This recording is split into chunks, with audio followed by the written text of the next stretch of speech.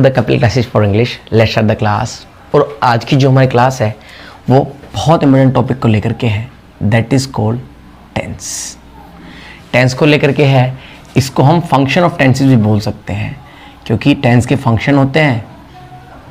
तो इसीलिए जैसे हर चीज़ के फंक्शन होते हैं, इसी तरह टेंसेस के भी फंक्शन होते हैं। तो उसी को लेकर के हम इसकी बातचीत करेंगे। तो क्यों पढ़ाने जा रहा हूँ मैं, सबसे इंपॉर्टेंट टॉपिक क्यों है इंग्लिश का, ऐसा मानते हैं सब। जब भी आपने इंग्लिश पढ़ना शुरू किया होगा या पढ़ाना भी शुरू किया होगा तो हर कोई टेंस को प्रेफर करता है। ऐसा क्यों होता है कि हर कोई टेंस पढ़ाता है शुरू में?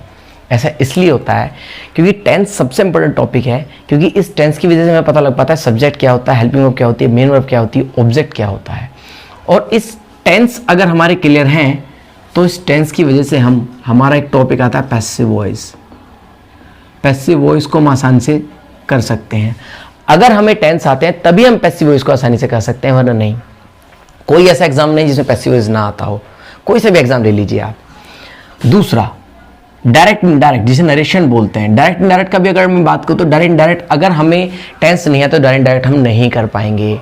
तीसरा, कंडीशनल सेंटेंस, अगर हमें टेंस नहीं आते तो कंडीशनल सेंटेंसेस को हम नहीं बना पाते। फोर्थ, नॉन फाइनाइट वर्ब, काफी हद तक नॉन फाइनाइट वर्ब भी इसी से कनेक्टेड होती है।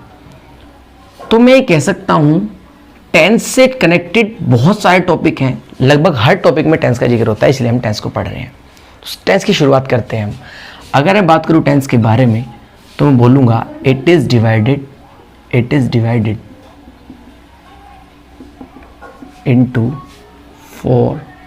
Into three parts. ये थ्री पार्ट्स में डिवाइडेड होता है, ठीक है। आपको पता है कौन कौन से पार्ट्स होते हैं थ्री? सबसे पहला आता है present, then past, then future. Present, past और फ्यूचर। प्रेजेंट आपको पता है जो चल रहा है, पास्ट है जो हो चुका, फ्यूचर है जो आने वाला है। नेक्स्ट में बोलूंगा each part is divided into 4 categories. Each part is divided into 4 categories. जितने भी पार्ट्स हैं वो 4 कैटेगरीज में डिवाइडेड होते हैं। सबसे पहला आता है हमारा इंडेफिनिट, नंबर 2 आता है कंटिन्यूअस, नंबर 3 आता है परफेक्ट,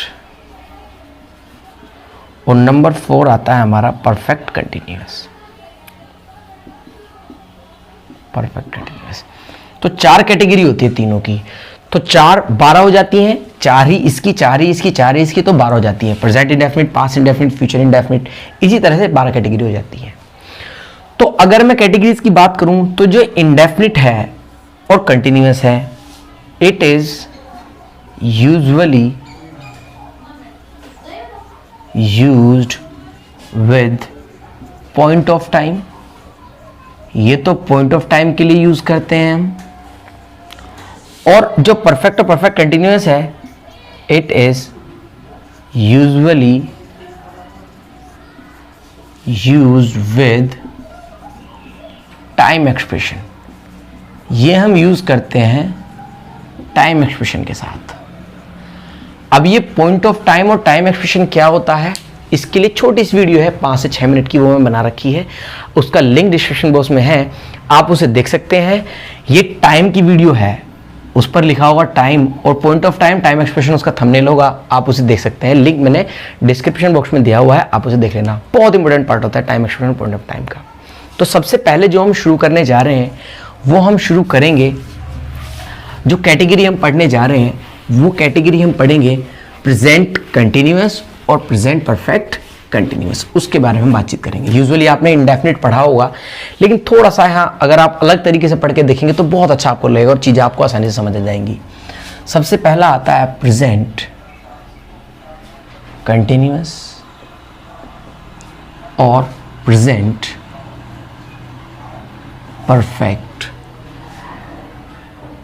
कंटिन्यूअस। प्रेजेंट कंटिन्यूअस और प्रेजेंट परफेक्ट कंटिन्यूअस क्यों? क्योंकि दोनों के दोनों में ही एक्शन गोइंग ऑन होता है। मैं क्यों पढ़ा रहा हूं दोनों एक साथ? क्योंकि दोनों के दोनों में ही एक्शन गोइंग ऑन रहता है। देखो प्रेजेंट कंटिन्यूअस की बात करूँ तो इसमें भी काम चल रहा है, पास्ट प्रेजेंट परफेक्ट कंटिन्यूअस की बात करूँ तो इसमें भी काम चल रहा है। लेकिन सबसे पहले हमें समझते हैं कि प्रेजेंट कंटिन्यूअस और प्रेजेंट परफेक्ट कंटिन्यूअस को समझने से पहले टेंस सेंटेंसेस के बारे में थोड़ा सा बता दूं मैं आपको। देखिए किसी भी सेंटेंस को बनाने का एक पर्टिकुलर पैटर्न होता है, जैसे किसी काम को करने का एक तरीका होता है, तो सेंटेंस को लिखने का बनाने का भी एक तरीका होता है। किसी भी सेंटेंस की बात करूं तो सबसे पहले उसमें सब्जेक्ट आता है, जो टेंसेस के पार्ट आते हैं, इंपेरेटिव वगैरह होता है उनमें वर्ब आती है, वो अलग बात है। सबसे पहले सब्जेक्ट आएगा, उसके बाद फिर हेल्पिंग वर्ब आएगी, उसके बाद फिर मेन वर्ब आती है, फिर ऑब्जेक्ट आता है, लास्ट में अदर वर्ड आ जाता है। तो सेंटेंस को, जो टेंस के अंदर सेंटेंस हमारे बनते हैं, उनको बनाने का ये तरीका होता है, subject, helping verb, main verb, object, other word. किसी भी सेंटेंस में सबसे पहले सब्जेक्ट, फिर हेल्पिंग वर्ब, फिर मेन वर्ब, फिर ऑब्जेक्ट आता है। मेन वर्ब जो मुख्य काम होता है उसे कहते हैं मुख्य काम। हेल्पिंग वर्ब को सहायक, हेल्पिंग सहायक क्रिया होता है, सब्जेक्ट होता है काम को करने वाला। तो हर सेंटेंस में जितने भी मैंने कैटेगरीज बताई हैं, हर कैटेगरीज की हेल्पिंग वर्ब अलग होती है, और हेल्पिंग वर्ब आती है टेंस के अकॉर्डिंग, और मेन वर्ब आती है टेंस और हेल्पिंग वर्ब के अकॉर्डिंग। यानी कि अगर यह हेल्पिंग वर्ब इज एम-आर है तो यहां पर आईएनजी आएगा, यहां पर हैज हैव है तो यहां पर वर्ब थर्ड फॉर्म आएगी। यानी कि हेल्पिंग वर्ब के अकॉर्डिंग मेन वर्ब आती है। वो जैसे जैसे आपको बताता रहूंगा आपको समझ आएगा। तो सबसे पहले प्रेजेंट कंटिन्यूअस में क्या होता है, एक्शन गोइंग ऑन होता है। तो इसका स्ट्रक्चर है, सबसे पहले सब्जेक्ट आता है, फिर इसमें इज आएगा, एम आएगा या आर आएगा, और फिर जो वर्ब आएगी उसकी आईएनजी आने के बाद इसमें ऑब्जेक्ट वगैरह सब आ जाएंगे, जो ये स्ट्रक्चर मैंने बोला है। सेंटेंस एक तरीके का ये होता है। नंबर 2 सेंटेंस आता है नेगेटिव। इसमें सब्जेक्ट आएगा, फिर जो हेल्पिंग वर्ब होगी वो आएगी, हेल्पिंग वर्ब के बाद फिर नोट आ जाता है, फिर मेन वर्ब आती है, और फिर ऑब्जेक्ट आके लास्ट में सब वो आ जाते हैं। यानी कि हेल्पिंग वर्ब के बाद नोट आता है, जो नेगेटिव सेंटेंस होता है। ठीक है। नंबर 3 आता है इंटेरोगेटिव। इसको तो नेगेटिव बोलते हैं हम, इसको हम बोलते हैं interrogative, TERROGATIVE, interrogative sentence. Interrogative sentence में हेल्पिंग वर्ब पहले आ जाती है, फिर सब्जेक्ट आता है, फिर मेन वर्ब आता है, फिर ऑब्जेक्ट आता है, और फिर अदर वर्ड आ जाते हैं, लास्ट में क्वेश्चन मार्क आता है। फोर्थ आता है, थर्ड है ये, और फोर्थ आता है डबल इंटेरोगेटिव। डबल इंटेरोगेटिव बोल लो या इसको क्वेश्चन मार्क वाले सेंटेंस बोल लेते हैं। इसमें कुछ नहीं करना, केवल और केवल हेल्पिंग वर्ब से पहले क्वेश्चन वर्ड आ जाएगा, यानी कि व्हाट, व्हेन, वेयर ही आ जाते हैं। तो ये 4 तरह के सेंटेंस होते हैं जो यूजुअली टेंस के अंदर हम बनाते हैं। तो बस पॉजिटिव ये आ गया, इसको पॉजिटिव बोलते हैं, अफर्मेटिव बोलते हैं। पहले वाला पॉजिटिव होता है, दूसरे वाला नेगेटिव, तीसरे वाला इंटेरोगेटिव, फोर्थ वाला जो होता है वो डबल इंटेरोगेटिव होता है। तो नोट लगाना है तो यहां आ जाएगा, इजएमआर पहले आ जाएगा इंटेरोगेटिव में। इस तरीके से जैसे मैं सेंटेंस लिख सकता हूं, लाइक इट इज रेनिंग, बारिश पड़ रही है, इट इज रेनिंग। मैं लिख सकता हूं, मैं आपको पढ़ा रहा हूं, आई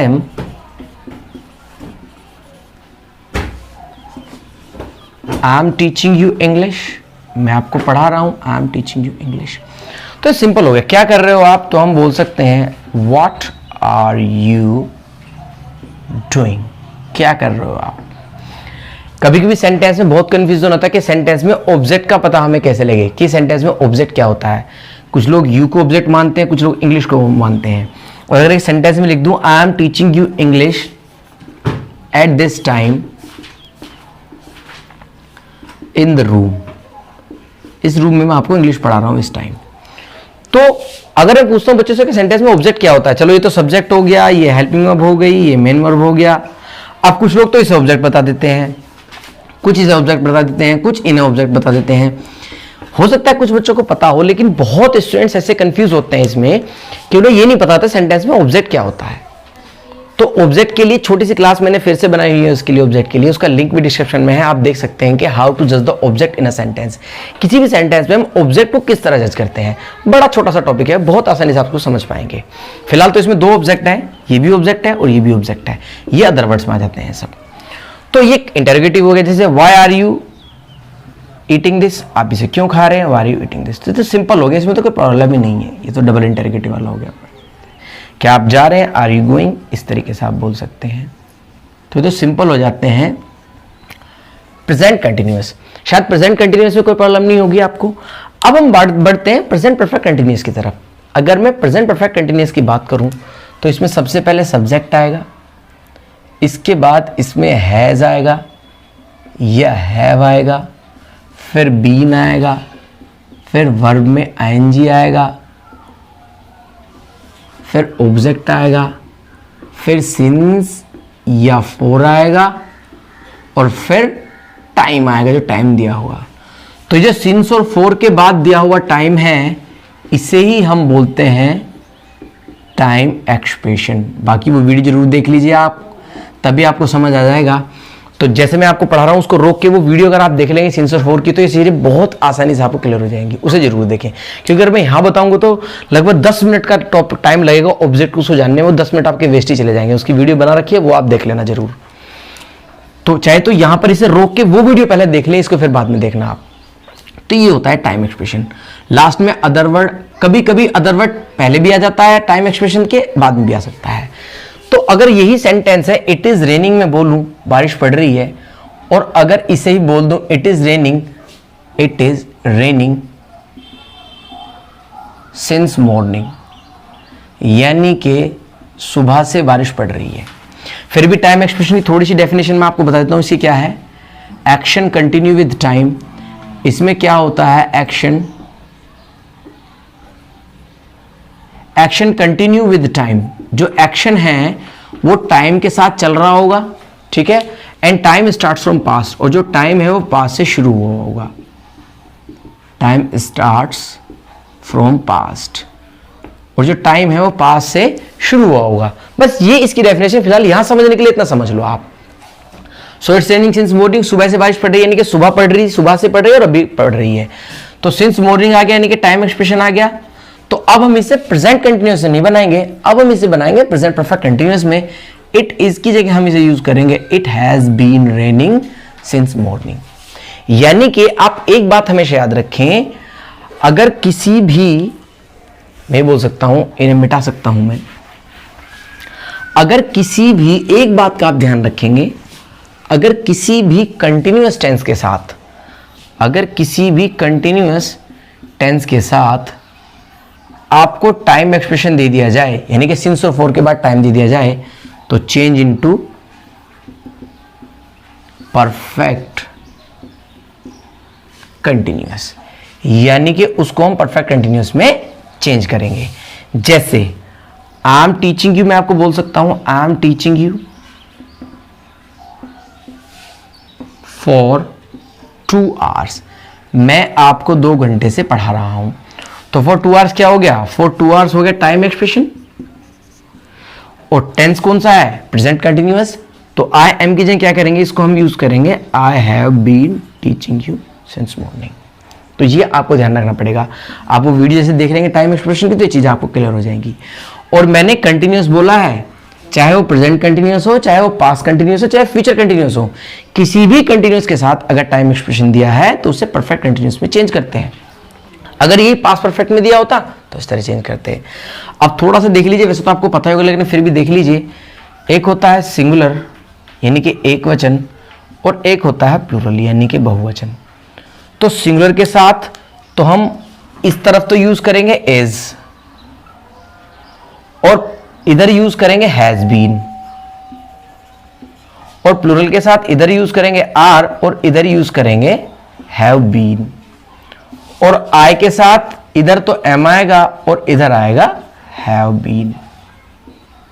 ये ध्यान रखना है आपको, सिंगुलर के साथ इज, हैज बीन, इधर आर, हैव बीन। तो ये स्ट्रक्चर होता है। तो और भी देख सकते हैं आप, जैसे इंटरोगेटिव वगैरह देख लीजिए, where are you living for 5 years। कहां सिंस लगाते हैं, कहां फॉर लगाते हैं, वो सब उसमें क्लियर हो जाएगा टाइम एक्सप्रेशन में, जो मैंने आपको बताया हुआ है। Where are you living for 5 years, तो फॉर 5 years क्या हो गया, टाइम एक्सप्रेशन हो गया। तो वेयर आर नहीं आएगा, इसके लिए आ जाएगा where have you been, where have you been living for 5 years। तो ये अंतर होता है प्रेजेंट कंटिन्यूअस में और प्रेजेंट परफेक्ट कंटिन्यूअस में। सेम अगर मैं बोलूं तो सेम यहां पर मैं बोल सकता हूं, नेक्स्ट जो हमारी कैटेगरी है वो आएगी पास्ट कंटिन्यूअस और पास्ट परफेक्ट कंटिन्यूअस। ये मैं बोल सकता हूं यहां पर पास्ट कंटिन्यूअस, ये आ गया यहां पर पास्ट कंटिन्यूअस, और यहां पर मैं कर सकता हूं पास्ट परफेक्ट कंटिन्यूअस। अब प्रेजेंट में तो काम चल रहा था, पास्ट में बस ये लिख दीजिए एक्शन वॉज गोइंग ऑन, इनके काम चल रहा था, बस हेल्पिंग अब चेंज होनी है। जैसे मैं पढ़ा रहा हूं, आई एम टीचिंग, मैं पढ़ा रहा था, आई वॉज टीचिंग। बस इसमें क्या होगा, सिंगुलर के साथ तो यहां पर वॉज आ जाएगा और प्लूरल के साथ यहां पर वर आ जाएगा, और आई के साथ दोनों जगह यहां पर वॉज ही आना है। चाहे इधर सिंगुलर है तो वॉज आएगा और इधर हेड बीन आ जाएगा, आई के साथ तो हेड बीन नहीं आता, इधर हेड बीन आ जाएगा। और यहां पर तो सभी के साथ हेड बीन आता है पास्ट में, तो चाहे वो सिंगुलर हो चाहे प्लूरल हो, सभी के साथ पास्ट में तो हेड बीन ही आना है। तो देख लेंगे किस तरह, इसी को ही पास्ट में कन्वर्ट कर लो, ज्यादा एग्जांपल ना लेते हुए। जैसे मैं लिख सकता हूं यहां पर लाइक, आप देख सकते हैं एक दो एग्जांपल मैं लिखूं अगर यहां पे, जैसे बारिश पड़ रही है तो इट इज रेनिंग, अगर मैं बोलूं बारिश पड़ रही थी तो इट वॉज रेनिंग आ जाएगा, तो कोई दिक्कत ही नहीं, बारिश पड़ रही थी। लेकिन अगर मैं इसमें टाइम एक्सप्रेशन ऐड कर देता हूं, लाइक इट वॉज रेनिंग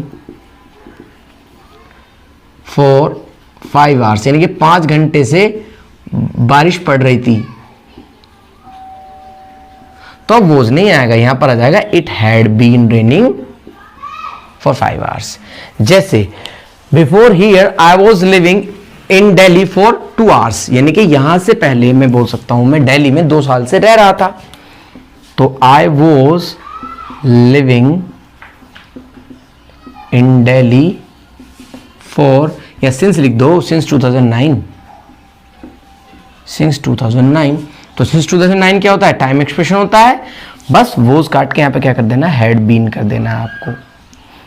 ज्यादा अंतर नहीं है पास्ट कंटिन्यूअस और present perfect, sorry present continuous में और पास्ट कंटिन्यूअस में, past present perfect continuous, past perfect continuous में बस कुछ नहीं करना, इधर तो आपको हैड बीन लगा देना है, बाकी सब सेम रहेगा, इधर इज एमआर का वोज वर लगा देना है, बाकी सब सेम ही रहेगा। ये अंतर होता है। सेम यही पैटर्न में बोलूं तो फ्यूचर में भी हो सकता है, फ्यूचर कंटिन्यूअस और फ्यूचर परफेक्ट कंटिन्यूअस, इसमें भी यही है। इनमें क्या होगा, action will be going on,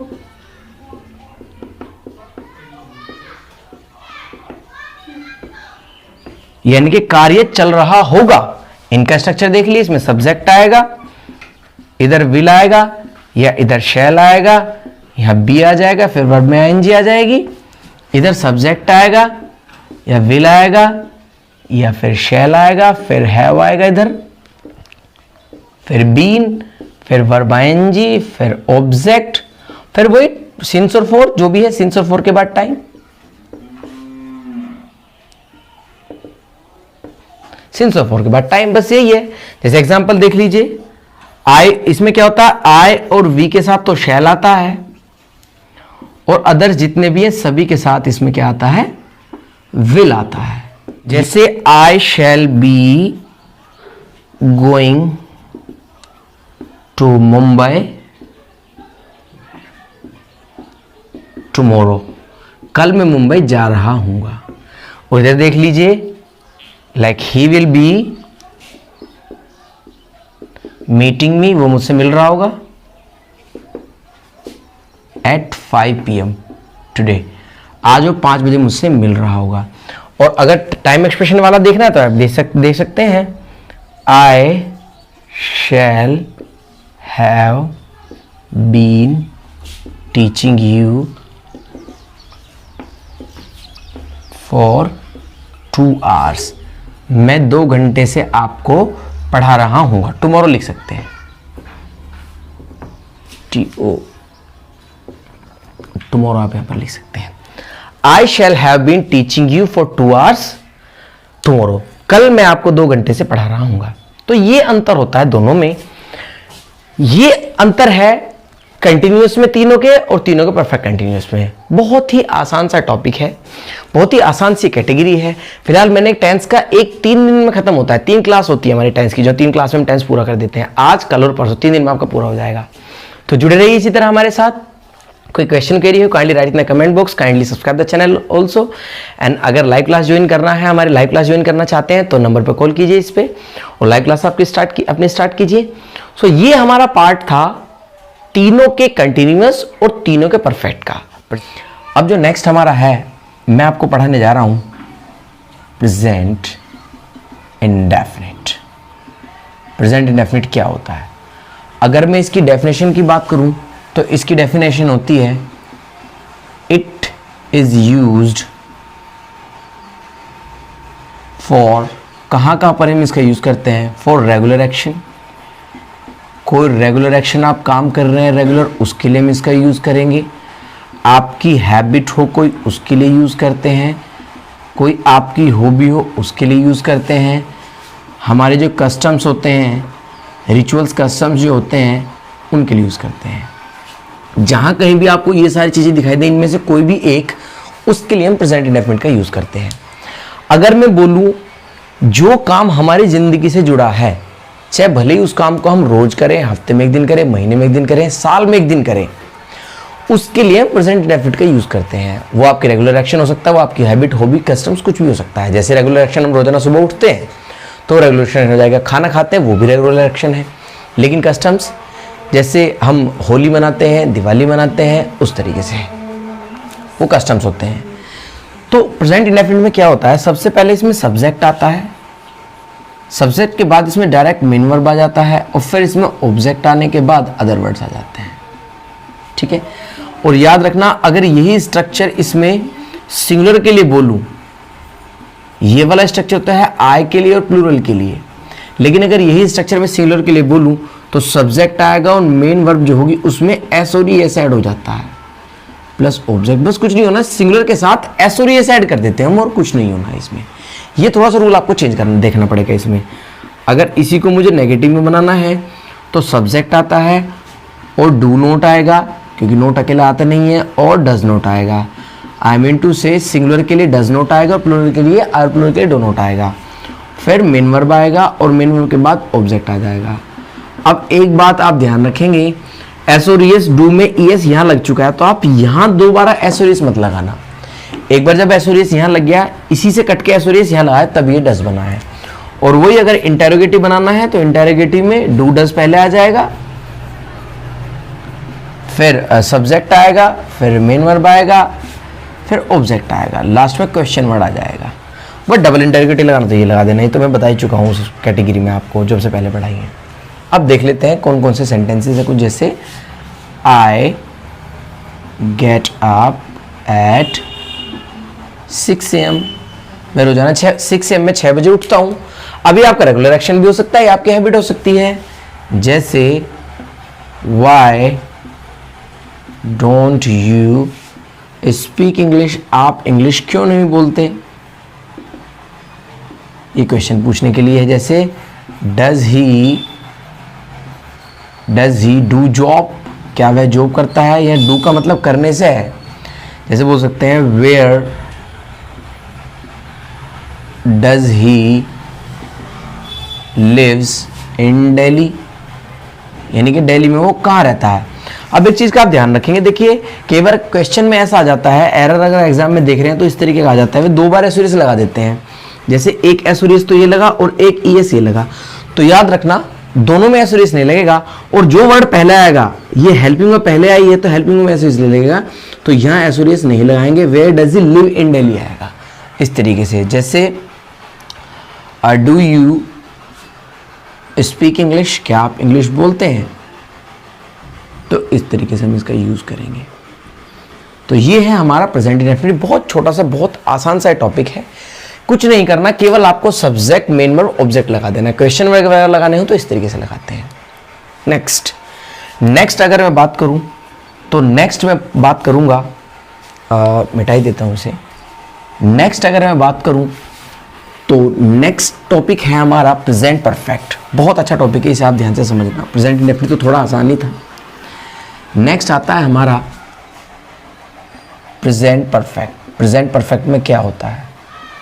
अगर मैं प्रेजेंट परफेक्ट की बात करूं तो इसमें क्या होता है, इसकी डेफिनेशन होती है एक्शन जस्ट डन।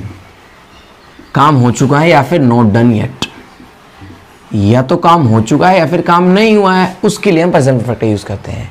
या फिर इसकी एक डेफिनेशन हो रहा है इन द होल लाइफ,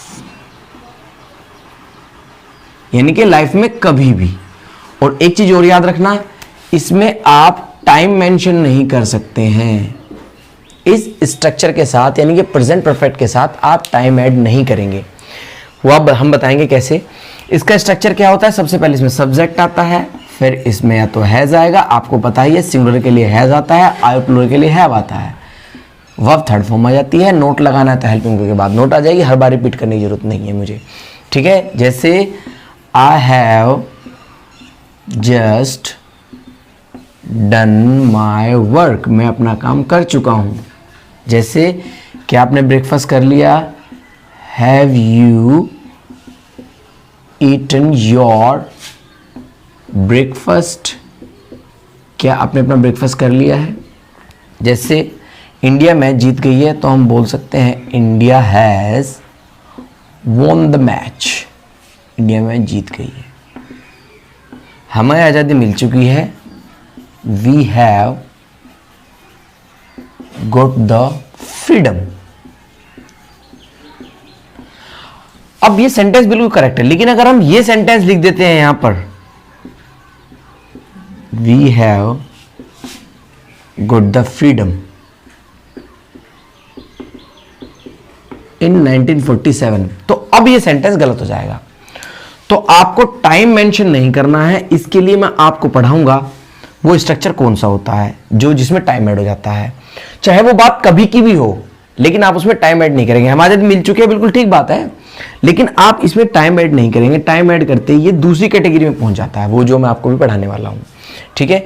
तो कभी भी बोल सकते हैं, वो जरूरी नहीं है कि आप इसमें टाइम बताएं, बिना टाइम के बोल सकते हैं। जैसे I have gone to Mumbai, मैं मुंबई जा चुका हूं। अब कब गए हैं उससे कोई मतलब नहीं है मेरा।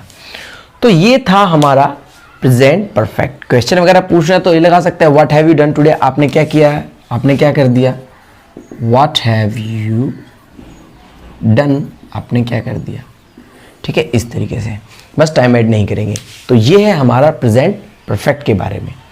अब छोटा सा एक रूल है जो मैं आपको बताना चाहूँगा प्रेजेंट परफेक्ट को लेकर के, जो कि टाइम एक्सप्रेशन और पॉइंट ऑफ टाइम से रिगार्डिंग है। जैसे कि यूजुअली मैंने आपको बताया था कि टाइम एक्सप्रेशन चेंज कर देता है किसी भी टेंस, किसी भी सेंटेंस के टेंस को चेंज कर देता है। इसी तरह से आप एक बात ध्यान रखना, यदि किसी भी इंडेफिनिट के साथ टाइम एक्सप्रेशन दिया हो, टाइम एक्सप्रेशन क्या होता है वो मैंने आपको बताया था, action continue with time and time start from past. अगर किसी भी इंडेफिनिट के साथ टाइम एक्सप्रेशन दिया हो तो चेंज इनटू परफेक्ट, यानी कि इसे हम परफेक्ट में चेंज कर देते हैं। अब मैंने उसी तरह जिस तरह कंटिन्यूअस आपको पढ़ाया था, चाहे वो प्रेजेंट कंटिन्यूअस हो, पास्ट कंटिन्यूअस हो, फ्यूचर कंटिन्यूअस हो, परफेक्ट में बदल देते हैं।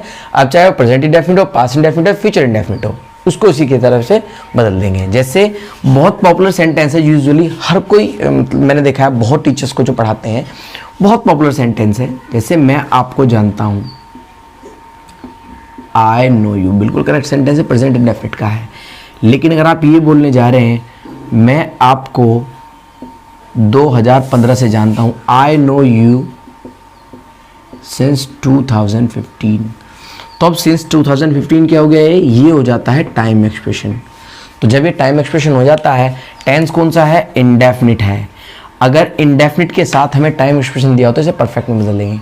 तो ये प्रेजेंट इंडेफिनिट है, क्योंकि वर्ब की फर्स्ट फॉर्म आई है तो प्रेजेंट इंडेफिनिट होगा, तो अब इसे हम परफेक्ट में बदलेंगे। तो यहाँ आई नो की जगह हम क्या कर देंगे, I have known you since 2015। जैसे यूजुअली हम बोलते हैं मुझे बुखार है, आई हैव फीवर। लेकिन अगर इसी सेंटेंस को मैं ये बोलने जा रहा हूं कि मुझे 2 दिन से बुखार है, तो मैं बोलूँगा, यूजुअली हम ऐसा बोलते हैं, I have fever for 2 days। आमतौर पर हम ऐसा बोलते हैं, लेकिन ये करेक्ट नहीं माना जाता, करेक्ट होगा। अब क्योंकि फॉर 2 days क्या होता है, फॉर 2 days है टाइम एक्सप्रेशन। अब जब ये टाइम एक्सप्रेशन है इंडेफिनिट है क्योंकि सब्जेक्ट के बाद डायरेक्ट मेन वर्ब की सेकंड फर्स्ट फॉर्म आ रही है। जब भी सब्जेक्ट के बाद मेन वर्ब की फर्स्ट फॉर्म आ जाए तो वो इंडेफिनिट कहलाया जाता है, जैसे कि रूल में मैंने आपको बताया था। तो I have fever for 10 years, अब इसे हमें परफेक्ट में बदलना पड़ेगा। तो परफेक्ट में बदलने क्या करना पड़ेगा, I have action third form लगानी पड़ेगी। तो आई हैव लगाइए, ये तो होता है हेल्पिंग वर्ब, आई हैव होता है हेल्पिंग वर्ब। अब इसकी यहां पे थर्ड फॉर्म लगानी पड़ेगी हमें। थर्ड फॉर्म क्या हो जाएगी, had. I have had fever for 2 days। थोड़ा सा बिल्कुल कंफ्यूज होने, कुछ बच्चे कंफ्यूज होते हैं सर 2 बार हैव हैड कैसे आ सकता है यहाँ पर। तो वो ये है कि ये वाला हैव जो है ये वाली कैटेगरी नहीं है। ये वाला हैव तो प्रेजेंट परफेक्ट की जो हेल्पिंग वर्ब है वो है, और ये जो हैड आया है ये इस हैव की थर्ड फॉर्म है। अभी तो आप देखेंगे 2 बार हैड भी एक साथ आ जाता है। तो यहां पर हमें देखना पड़ेगा किसी भी इंडेफिनिट के साथ अगर हमें परफेक्ट दिया हो तो उसको हम किसे बदलते हैं, सॉरी किसी भी इंडेफिनिट के साथ अगर हमें टाइम एक्सप्रेशन दिया हो तो उसे हम परफेक्ट में बदलते हैं। ये रूल था हमारा टाइम एक्सप्रेशन का इंडेफिनिट के साथ। तो आपकी 2 कैटेगरी हो चुकी हैं, प्रेजेंट इंडेफिनिट और प्रेजेंट परफेक्ट। और अगर हाँ मैंने आपको बता चुका हूँ, हर क्लास में बताता ही हूँ, अगर आप हमारी लाइव क्लास ज्वाइन करना चाहते हैं तो इस नंबर पर कॉल कीजिए और बैचेस आपको आपके टाइम के अकॉर्डिंग मिल जाएंगे। चाहे आप स्पोकन क्लास ज्वाइन करना चाहते हो, अंग्रेजी बोलना चाहते हो तब भी, और ग्रामर, एनडीए, सीडीएस, एसएससी वगैरह का आपका एग्जाम है उसके लिए भी आप कॉल कर सकते हैं, उसके लिए भी क्लास होती है। दोनों चीज़ें हैं यहाँ पर, अंग्रेजी बोलना सीखिए, स्पोकन भी और एज वेल एज ग्रामर भी। अब नेक्स्ट हम पढ़ते हैं बहुत ही इंपॉर्टेंट, जिसमें बहुत कंफ्यूज होते हैं बच्चे, पास्ट इंडेफिनिट और पास्ट परफेक्ट। पास्ट इंडेफिनिट और पास्ट परफेक्ट, इसमें कंफ्यूज बहुत होते हैं, बड़े ध्यान से समझना आप इसको। पास्ट इंडेफिनिट और पास्ट परफेक्ट में क्या अंतर होता है, देखिए अगर मैं सबसे पहले दोनों की डेफिनेशन की बात करूं तो दोनों की डेफिनेशन ये कहती है एक्शन डन इन पास्ट, यानी कि दोनों के दोनों में जो काम है वो पास्ट में हुआ है। लेकिन अंतर क्या होता है, अगर मैं पास्ट इंडेफिनिट की बात करूं तो इसे मैं लिखूंगा it is usually used for single action, यानी कि ये जो है ये सिंगल एक्शन के लिए हम इसका यूज करते हैं। यानी कि अगर आपको सिंगल एक्शन मिले पास्ट में तो उसके लिए हम पास्ट इंडेफिनिट का यूज करते हैं। और पास्ट परफेक्ट का यूज कहाँ करते हैं, इसका यूज हम करते हैं it is usually used for double action, यानी कि जब पास्ट में 2 एक्शंस हुए हों तो उसके लिए हम पास्ट परफेक्ट का यूज करते हैं। और एक बात, टाइम गैप जनरेटेड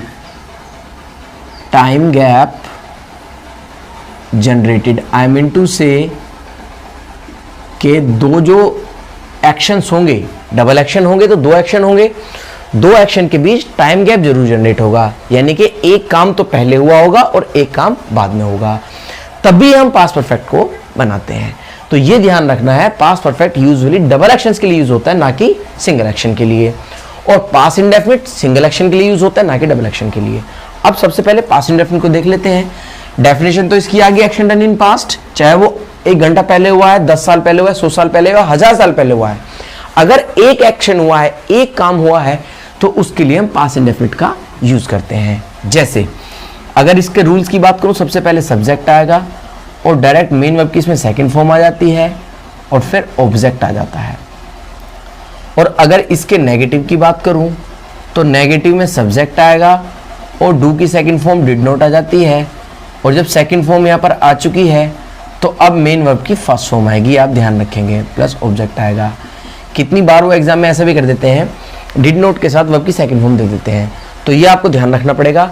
अगर डिड आ गया तो डिड के बाद हमेशा वर्ब की सेकंड फॉर्म आएगी, सॉरी फर्स्ट फॉर्म आएगी, डिड के साथ हमेशा वर्ब की फर्स्ट फॉर्म आएगी।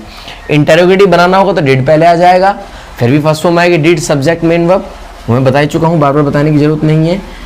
डिड आ जाएगा इंटरोगेटिव के लिए, फिर सब्जेक्ट आ जाएगा, फिर मेन वर्ब की फर्स्ट फॉर्म आ जाएगी, फिर ऑब्जेक्ट आ जाएगा। अगर किसी मेन वर्ब के बाद कोई फॉर्म ना लिखी हो तो उसका सिंपल मतलब होता है कि ये वो फर्स्ट फॉर्म है। सेकंड लिखोगे तो सेकंड आएगी, थर्ड है तो थर्ड आएगी, एनजे तो एनजे आएगी। लेकिन अगर कुछ भी नहीं लिखा तो इसका मतलब होता है कि ये फर्स्ट फॉर्म है।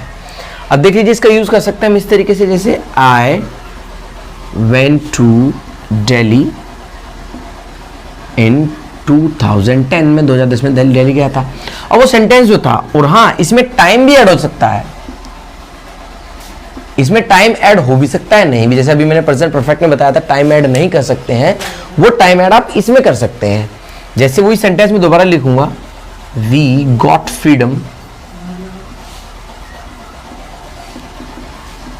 इन 1947, हमें 1947 में आजादी मिली थी। तो यहां पर ये स्ट्रक्चर सही माना जाएगा, वी हैव गॉट लगा नहीं आएगा, क्योंकि यहां टाइम ऐड हो गया।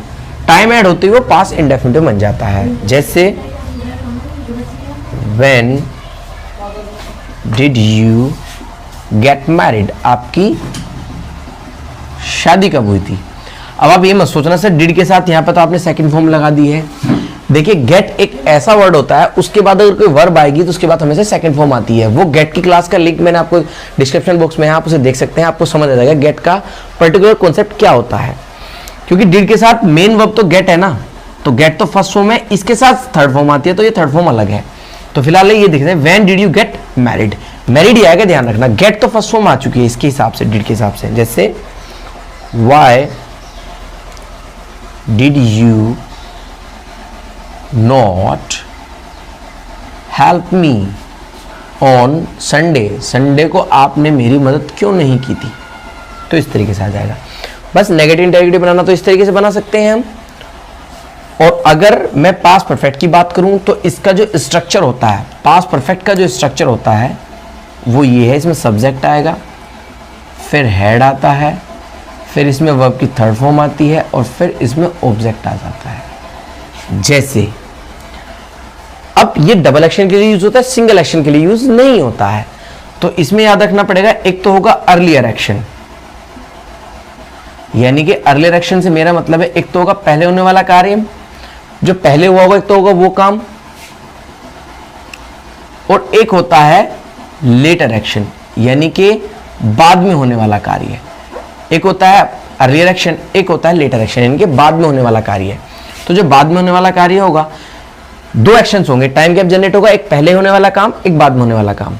जो पहले होने वाला कार्य होगा उसे तो हम बनाएंगे पास्ट परफेक्ट में, यानी कि जो पहले एक्शंस होगा वो तो बनेगा पास्ट परफेक्ट में, और जो दूसरा होगा वो बनेगा पास्ट इंडेफिनिट में। ये आप ध्यान रखेंगे, इन चीजों का आप ध्यान रखेंगे। जो पहले होने वाला काम होगा वो होगा पास्ट परफेक्ट में, जो बाद में होने वाला काम होगा वो बनेगा पास्ट इंडेफिनिट में। जो पहले लिखा गया है वो नहीं, जो पहले हुआ है वो। जैसे बहुत पॉपुलर सेंटेंसेस है, आपने सुने ही होंगे, जैसे मेरे जाने से पहले ट्रेन निकल चुकी थी, वही मैं सबसे पहले एग्जांपल बता रहा हूँ। मेरे जाने से पहले ट्रेन निकल चुकी थी, तो मेरे जाने से पहले ट्रेन निकल चुकी थी यानी कि जब तक मैं पहुंचा तब तक ट्रेन जा चुकी थी। तो पहले दो काम हुए, एक तो मेरा जाना, एक ट्रेन का निकलना। तो मेरे जाने से पहले ट्रेन निकल चुकी, यानी कि ट्रेन पहले निकल चुकी थी और मैं बाद में पहुंचा, यानी कि तो पहले काम कौन सा हुआ, ट्रेन का निकलना।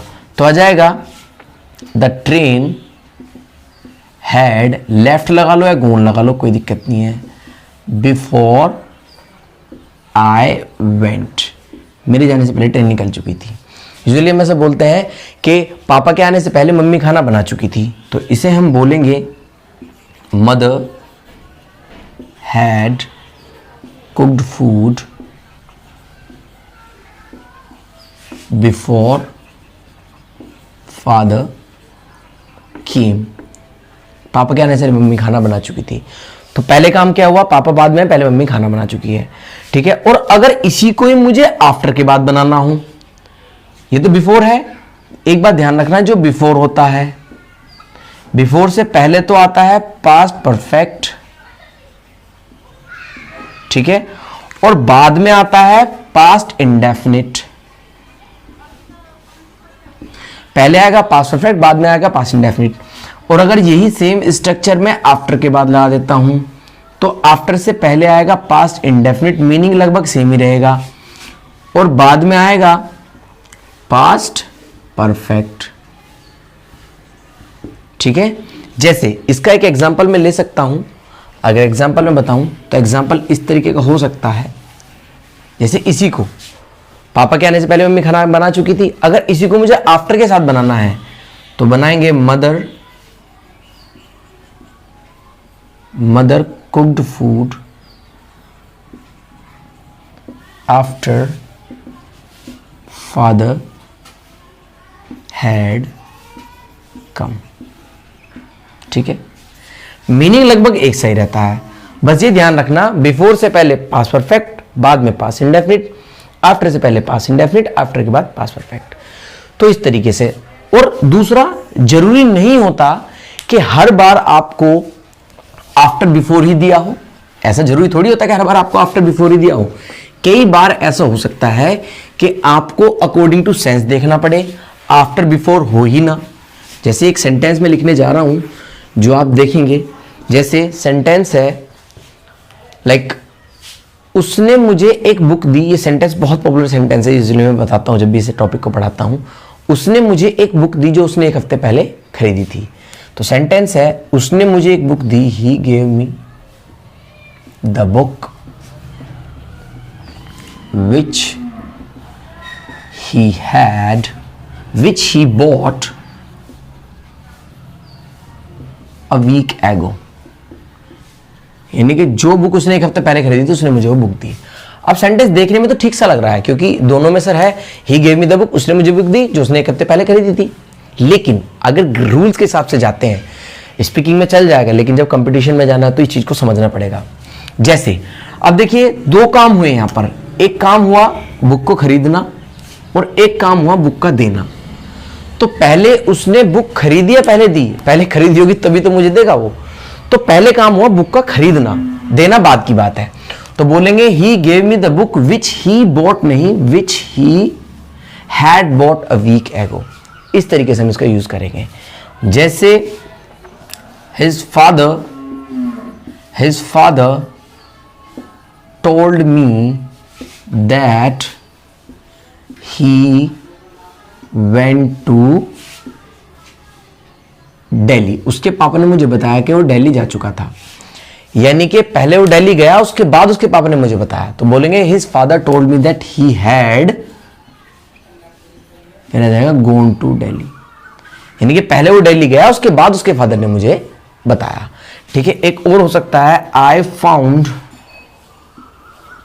that I lost my pen। मुझे पता लगा कि मैंने अपना पेन खो दिया, मेरा पेन खो चुका है। तो दो काम हुए, एक तो मुझे पता लगना और एक पेन का खोना। तो अगर पेन गिरा साथ साथ पता लग गया तो शायद वो पेन खोआ नहीं है, लेकिन कोई टाइम गैप जनरेट हुआ होगा। पहले पेन खोआ है, उसके बाद पता लगा हुआ है। तो पहले बोलेंगे I found that I had, आएगा यहां पर I had lost my pen. तो इस तरीके का स्ट्रक्चर भी हो सकता है, जरूरी नहीं कि सारे सेंटेंसेस आपको आफ्टर बिफोर के हिसाब से ही मिले। तो ये था हमारा पास्ट परफेक्ट का कॉन्सेप्ट। याद रखना, एक सेंटेंस अगर सिंगल सेंटेंस दिया हो और टाइम गैप जनरेट ना हो, अगर सिंगल सेंटेंस दिया हो तो पास्ट इंडेफिनिट में ही बनाना है। पास्ट में कितना ही पुराना कोई सेंटेंस अगर सिंगल दिया है तो उसको पास्ट इंडेफिनिट ही बनाएंगे। पास्ट परफेक्ट कब बनेगा? जब दो एक्शन दिया हो, टाइम गैप जनरेट हो। कभी कभी ऐसा भी हो सकता है he came and he talked to me। वो आया और उसने मुझसे बात की। he came and he talked to me। अब देखिए ये भी दो सेंटेंस है, एक उसका आना और मेरा बात करना, लेकिन यहां पर नो टाइम गैप, यहां पर टाइम गैप जनरेट नहीं है। जैसे ही वो आया उसने मुझसे बात की, he came and he talked to me। तो यहां पर हम इसको पास्ट इंडेफिनिट में ही बनाएंगे। तो मेरा कहने का मतलब है कि पास्ट इंडेफिनिट भी कभी कभी डबल एक्शंस के लिए यूज हो जाता है, बट कब? जब नो टाइम गैप जनरेटेड। तो मैं बोल सकता हूं past indefinite used for double actions. Past indefinite भी डबल एक्शंस के लिए यूज हो जाता है, बट कब होगा? जब नो टाइम गैप, जब कोई टाइम गैप ना हो। He came and he talk to me. Sir आए और सर ने पढ़ाया, sir came and sir taught, तो कोई टाइम गैप जनरेट नहीं हुआ, जैसे सर आए सर ने पढ़ा दिया। तो ये प्रॉपर कॉन्सेप्ट है पास्ट इंडेफिनिट का और पास्ट परफेक्ट का। अब वही एक सेंटेंस में दोबारा लिख दूंगा वही। अब मैंने बोला था किसी भी इंडेफिनिट के साथ अगर टाइम एक्सप्रेशन दिया हो तो हम उसे परफेक्ट में बदलते हैं। सेम वही पैटर्न है। जैसे मैं आपको जानता था, ये पास्ट इंडेफिनिट हो जाएगा आई न्यू यू, और अगर यही सेंटेंस मुझे लिखना है, मैं आपको 5 साल से जानता था, I knew you for 5 years, मैं आपको 5 साल से जानता था। तो अब ये क्या हो गया, फॉर 5 years क्या हो गया, टाइम एक्सप्रेशन। और टेंस कौन सा है, पास्ट इंडेफिनिट। अगर किसी भी पास्ट इंडेफिनिट के साथ टाइम एक्सप्रेशन दिया हो तो उसे परफेक्ट में बदलते हैं, तो क्या बोलेंगे, आई हैड नोन, मुझे यहां पर लिखना पड़ेगा, I had known you for 5 years। एक सेंटेंस और मैं लिखना चाहूंगा, जैसे जो सेंटेंस था वही, मुझे बुखार है, जैसे मुझे बुखार था तो मैं बोलूंगा आई हैड फीवर। लेकिन अगर मुझे बोलना मुझे 4 दिन से बुखार था, तो यूजुअली हम बोलते हैं I had fever for 4 days, मुझे 4 दिन से बुखार था। तो अब क्या करना पड़ेगा, पास्ट इंडेफिनिट के साथ टाइम एक्सप्रेशन दिया है, तो यहां पर क्या करना पड़ेगा, इसको पास्ट परफेक्ट में कन्वर्ट करना पड़ेगा। तो पास्ट परफेक्ट के लिए क्या करना पड़ेगा, आई हैड, ये तो हेल्पिंग वर्ब होगी। अब थर्ड फॉर्म भी तो हैव की हैड ही होती है, तो यहां मुझे लगाना पड़ेगा आई हैड, मुझे लिखना पड़ेगा यहां पर I had fever for 4 days, मुझे 4 दिन से बुखार था। तो यहां पर 2 बार हैड आया, इसमें कंफ्यूजन की जरूरत नहीं है, ये हेल्पिंग वर्ब है और ये यहां पर मेन वर्ब है, जो हैव की थर्ड फॉर्म हैड होती है। तो ये हमारा कॉन्सेप्ट था पास्ट इंडेफिनिट और पास्ट परफेक्ट का, बहुत ही इंपॉर्टेंट कॉन्सेप्ट है ये, इसे आप ध्यान से समझिए। फ्यूचर इंडेफिनिट, फ्यूचर इंडेफिनिट के बारे में, और नेक्स्ट है हमारा फ्यूचर परफेक्ट के बारे में। फ्यूचर इंडेफिनिट और फ्यूचर परफेक्ट, अगर मैं इसकी बात करूं, फ्यूचर इंडेफिनिट, इसकी डेफिनेशन है action to be done in coming time, यानी आने वाले समय में काम होगा, action to be done in coming time.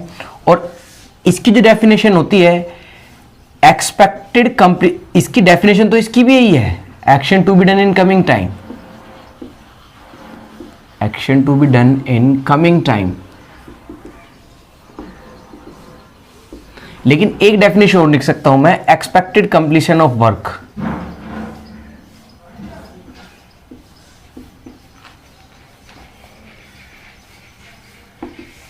Expected completion of work.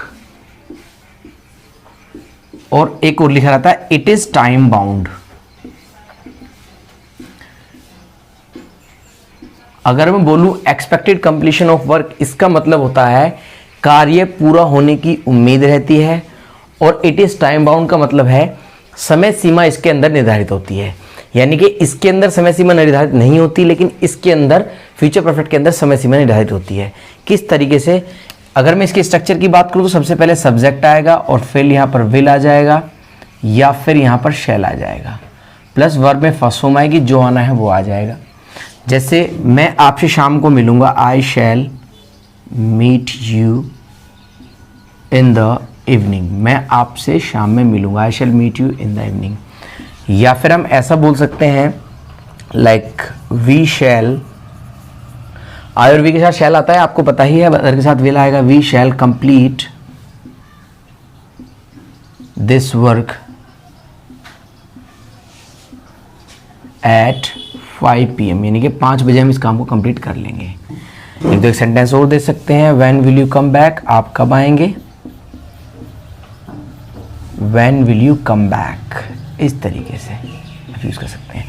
इसमें तो कोई प्रॉब्लम ही नहीं है, सिंपल आई और विल के साथ, आई और वी के साथ शैल लगाना है, बाकी सबके साथ आपको विल लगा देना है, कोई प्रॉब्लम ही नहीं है। नेक्स्ट जो हम फ्यूचर परफेक्ट के बारे में मैं बात करता हूं, तो फ्यूचर परफेक्ट टाइम बाउंड होता है। इसका स्ट्रक्चर देख लो, सबसे पहले क्या होता है, सबसे पहले सब्जेक्ट आएगा इसमें, फिर या तो विल आएगा या फिर शैल आएगा, फिर हैव आएगा और फिर वर्ब की थर्ड फॉर्म आएगी, प्लस ऑब्जेक्ट प्लस बाय या बिफोर प्लस टाइम। ये मैं भूल गया था, ये आपको जरूर देखना है।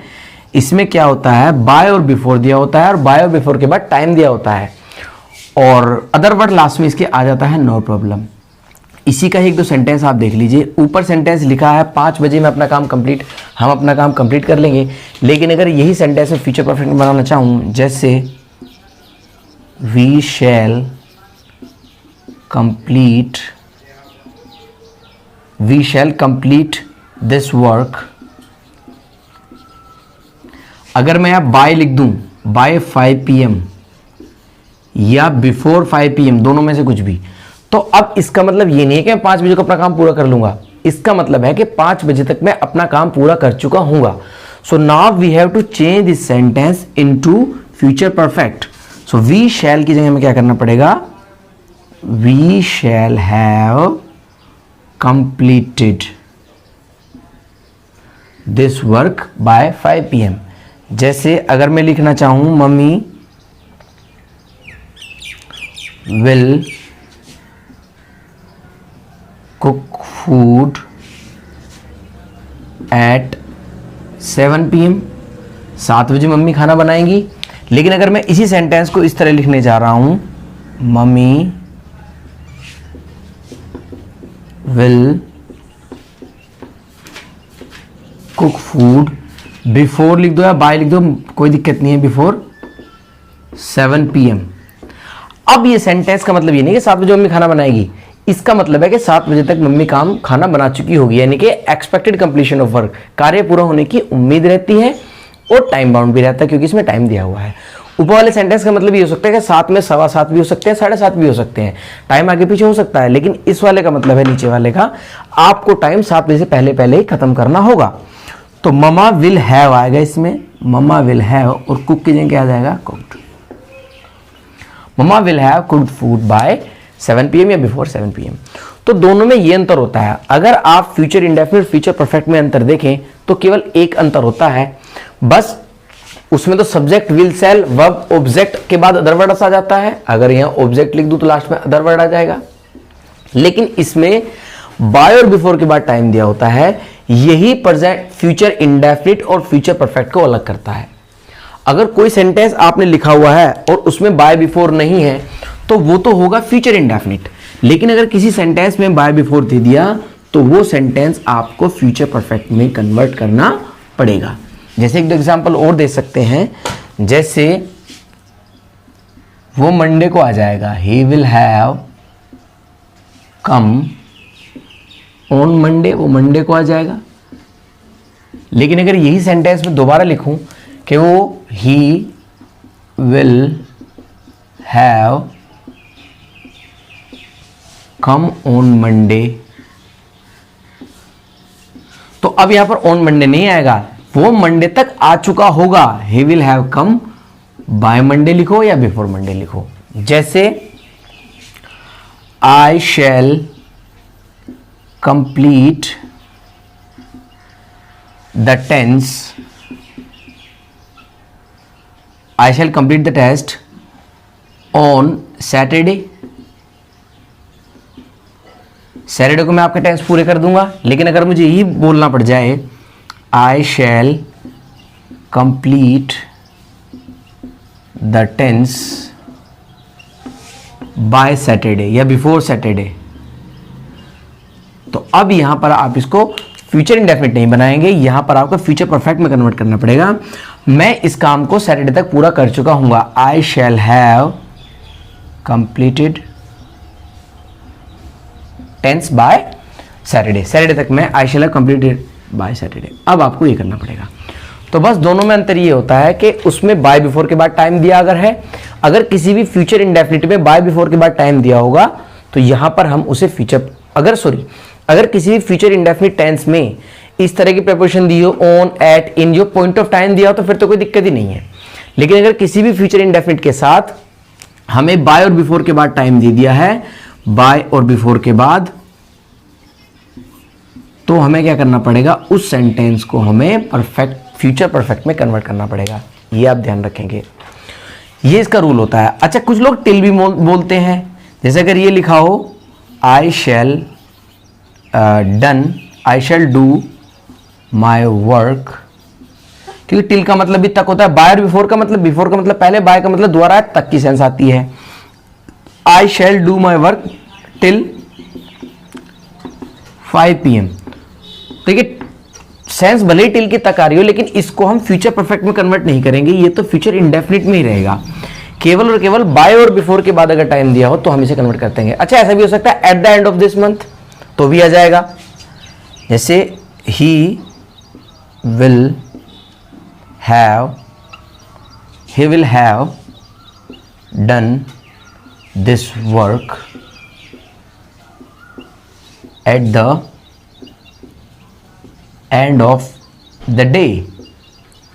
At the end of the day भी हो सकता है, at the end of the year भी हो सकता है, at the end of this month भी हो सकता है।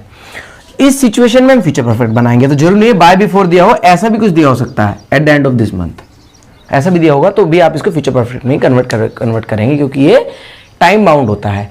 टिल के चक्कर में कंफ्यूज मत होना, टिल भी टाइम बाउंड की सेंस तो जनरेट कर रहा है, लेकिन ये फ्यूचर इंडेफिनिट ही इसके साथ हम बनाएंगे। तो ये था आपका फ्यूचर इंडेफिनिट और फ्यूचर परफेक्ट। अब एक छोटा सा रूल और है, देखिए कभी कभी क्या होता है, फ्यूचर परफेक्ट भी डबल एक्शन के लिए यूज होता है। कभी कभी अगर मैं फ्यूचर परफेक्ट की बात करूं, future perfect used for double action, कभी कभी ये भी डबल एक्शंस के लिए यूज हो जाता है फ्यूचर परफेक्ट भी। जैसे, और हाँ याद रखना, time gap generated,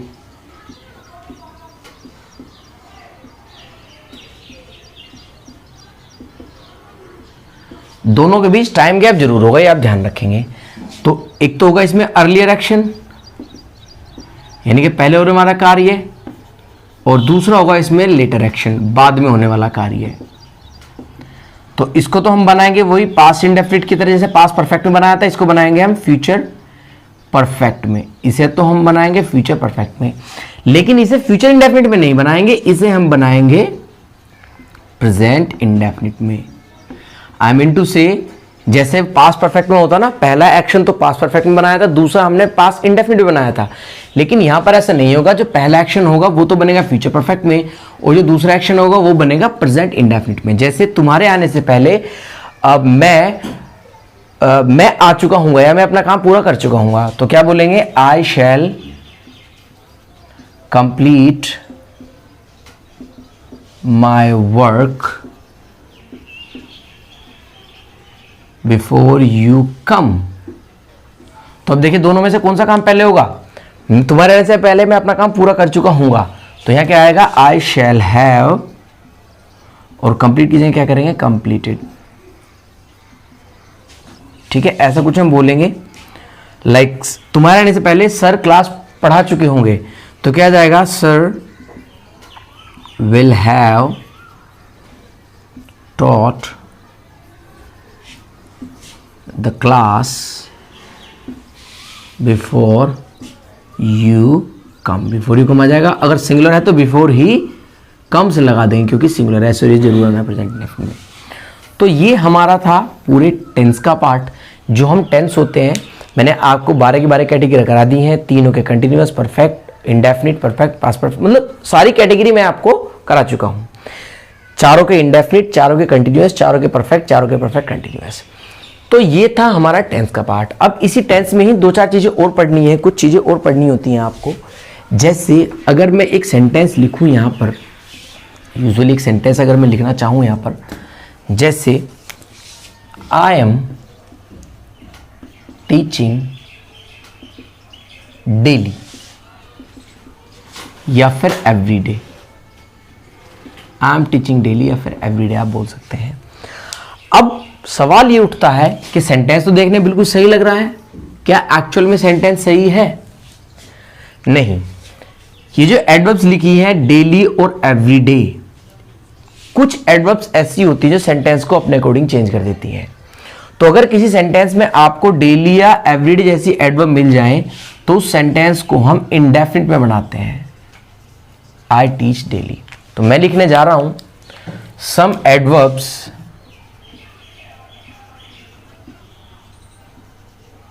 change the tense of any sentence। यानी कि कुछ एडवर्ब्स ऐसी होती हैं जो किसी भी सेंटेंस के टेंस को चेंज कर देती है, अगर किसी सेंटेंस में उस तरह की एडवर्ब दी हुई हो। जैसे सबसे पहले मैं यही बात करूंगा, daily, everyday, sometimes, usually, occasionally भी हो सकता है, रेयरली भी हो सकता है, जनरली भी हो सकता है, काफ़ी सारी हैं ये।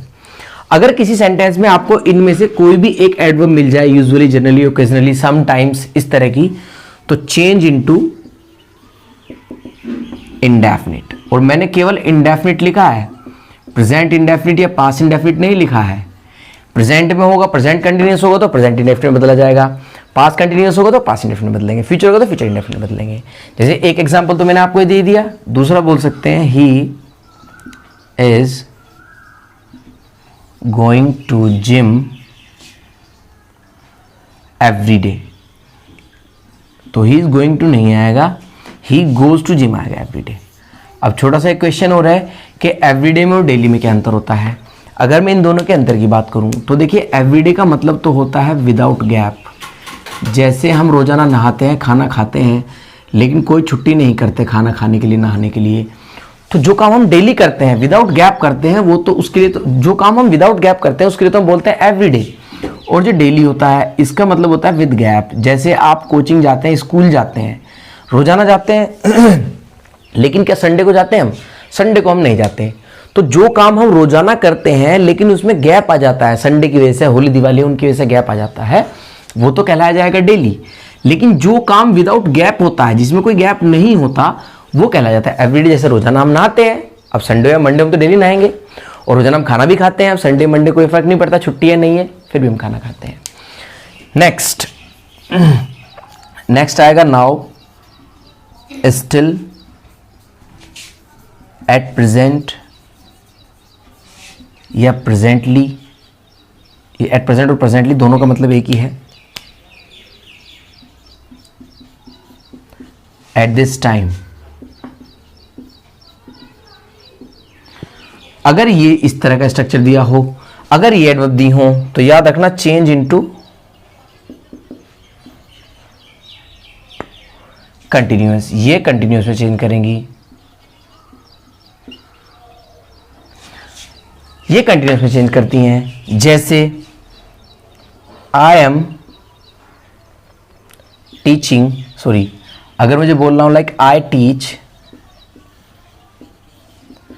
एट दिस टाइम, इस टाइम मैं पढ़ाता हूं। सेंस के अकॉर्डिंग तो आप बोल सकते हैं, लेकिन रूल के अकॉर्डिंग क्या आएगा? I am teaching at this time. ये आपको बोलना पड़ेगा, I am teaching at this time. Presently he is doing job in Delhi, इस तरीके से आपको यूज करना है। नेक्स्ट इसमें आता है जस्ट नाउ, रिसेंटली, लेटली। अगर ये दी हुई हो तो चेंज इनटू, याद रखना प्रेजेंट परफेक्ट आएगा। और एक बात और, इन पॉजिटिव। ये सेंटेंस को किस में चेंज करेंगे? प्रेजेंट परफेक्ट में और पॉजिटिव में। जबकि मैंने इनमें प्रेजेंट या पास्ट परफेक्ट वगैरह नहीं लिखा है, इनमें तो केवल मैंने लिखा है कंटिन्यूअस, और इसमें लिखा है इंडेफिनिट, चाहे वो प्रेजेंट हो, पास्ट हो, फ्यूचर हो, प्रेजेंट हो, पास्ट हो, फ्यूचर हो। लेकिन इसमें स्पेशली मैंने लिखा है कि प्रेजेंट इंडेफिनिट के पॉजिटिव में चेंज करेंगे। जैसे ही took his lunch recently.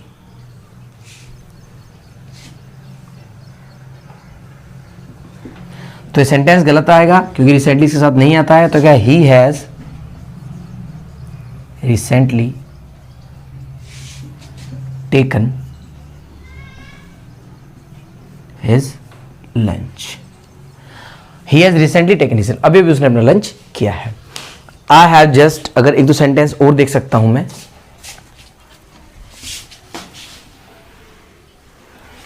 Usually हम बोलते हैं जैसे मैंने अभी भी खाना खाया है, ऐसा कुछ हम बोलते हैं। तो आप बोल सकते हैं, लाइक कुछ लोग ऐसा बोलते हैं, I have just took my lunch, यानी कि अभी अभी मैंने अपना लंच किया है। तो आई हैव जस्ट टुक नहीं आएगा, आई हैव जस्ट टेकन आएगा, क्योंकि थर्ड फॉर्म आती है हैव के बाद। तो ये आप ध्यान रखेंगे। नेक्स्ट आता है yet to this day, so far। So far. अगर ये किसी सेंटेंस में दी हो तो याद रखना चेंज इनटू प्रेजेंट परफेक्ट, और स्पेशली मैं यहां लिखूंगा कि नेगेटिव सेंस। नेगेटिव सेंटेंस के लिए अगर मुझे यूज करना है तो नेगेटिव सेंटेंस के लिए मैं इनका यूज करता हूं। जैसे I have paid, I paid your, इसको पॉजिटिव लिखते हैं। जैसे I have paid your fee yet, यानी कि अभी तक, yet का मतलब होता है अभी तक। तो ये yet दिया हुआ है, सेंटेंस देखने में बिल्कुल करेक्ट लग रहा है, लेकिन अगर सेंटेंस में yet आ जाता है तो फिर इसको नेगेटिव बनाएंगे। सो I have not आएगा, I have not paid your fee yet। तो ये था हमारा टेंस का पार्ट। अगर इसमें कोई क्वेश्चन क्वेरी हो तो आप मुझसे पूछ सकते हैं, वो मैंने आपको बता चुका हूँ। किसी भी इंडेफिनिट के साथ अगर टाइम एक्सप्रेशन दिया हो तो उसे हम परफेक्ट में बदल देते हैं। इसका एक छोटा सा पार्ट हो रहा है, वो तो या तो मैं आपको वर्ब में पढ़ा दूंगा या फिर आई होप कल ही आपको इसकी क्लास मिल जाएगी। तो कोई क्वेश्चन क्वेरी अगर आपकी हो तो मुझे पूछ सकते